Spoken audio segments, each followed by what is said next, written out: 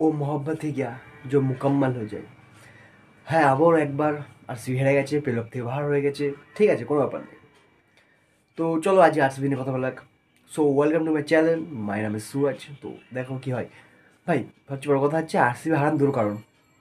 একটা হচ্ছে Trent Boult, মানে তিনটে কারণ। একটা হচ্ছে ট্রেন্ট বোল্ট, আশ্বিন, আর আমাদের ম্যাক্সওয়েল। ম্যাক্সওয়েলের কী দরকার ছিল জানি না, প্রথম বলে হচ্ছে 6 মার থেকে ক্যাচ আউটও যায় না। আর তার চেয়ে বড় কথা আরসিবি ম্যানেজমেন্ট বা আরসিবি ক্যাপ্টেন, আরসিবির কোচ কী হয়ে যায় না, মানে ম্যাক্সওয়েলে একটা ওভারও দিল না। কেন? ম্যাক্সওয়েল যদি এই টুর্নামেন্টে কিছু ভালো করে থাকে সেটা সেটা করেছিল হচ্ছে বলিং, তো সেটা তো তাকে দিইনি।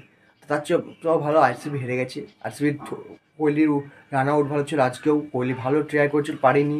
রজত পাটিদার চেষ্টা করেছিল, পারেনি। কিন্তু ওদের ট্রেন বল যে পাওয়ার প্লে 3 ওভারটা দিয়ে গেছে, ওটা হচ্ছে খতরনাক ছিল। আশ্বিন সে ভালো বল করে গেছে, আবেজ খান ভালো বল করে গেছে, কিন্তু চাহলের উপরে সবাই টুটে গেছিলো।